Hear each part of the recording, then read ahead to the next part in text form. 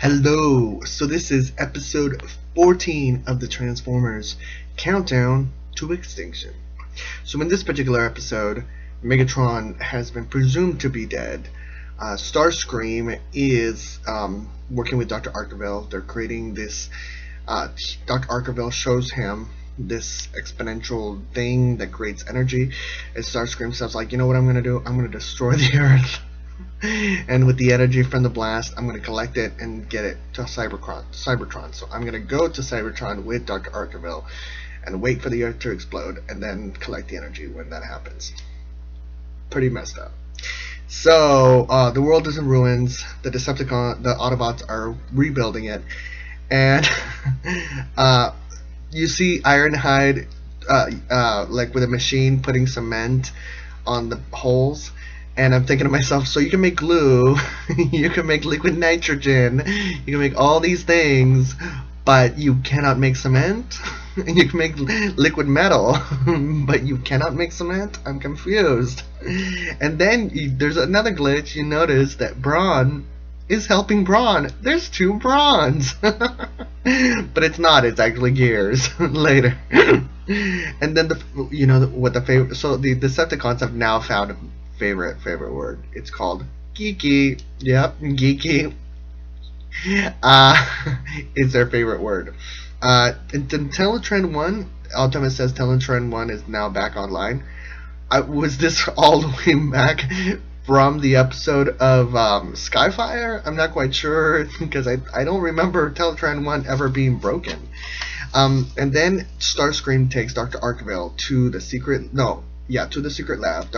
Dr. Archevile uses his special secret word, open sesame, and Starscream realizes that this is really like very original. So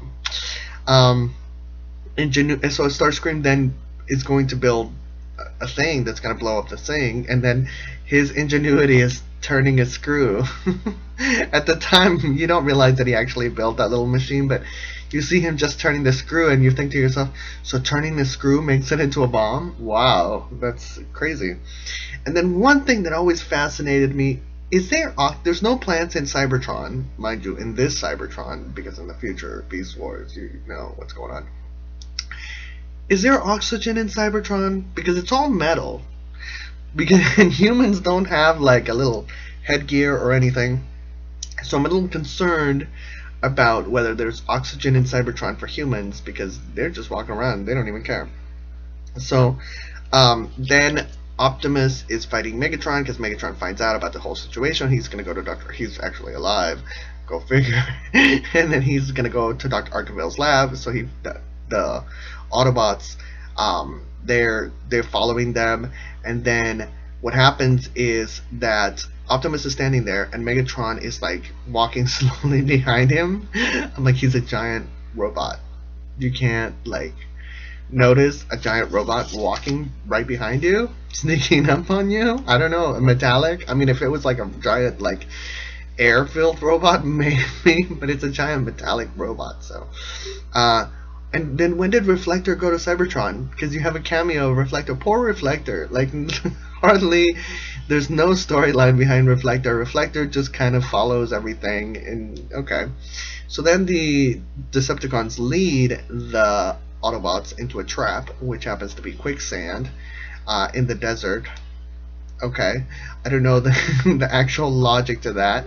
But there's quicksand, and then the Autobots are trapped. And in this episode, they can't fly. Because in other episodes they can, but in this one, they can't. So he sends Laserbeak to just stand watch over them. Mind you, this has been a common controversy that can they fly, can they not fly?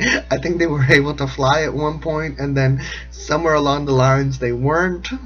I'm confused. And then a Laserbeak is sent, and he's watching over them. And so Megatron's like, Laserbeak, watch over them, and while I go, do my thing. So then Laserbeak comes. They say, they tell Ironhide, use liquid nitrogen to freeze the quicksand.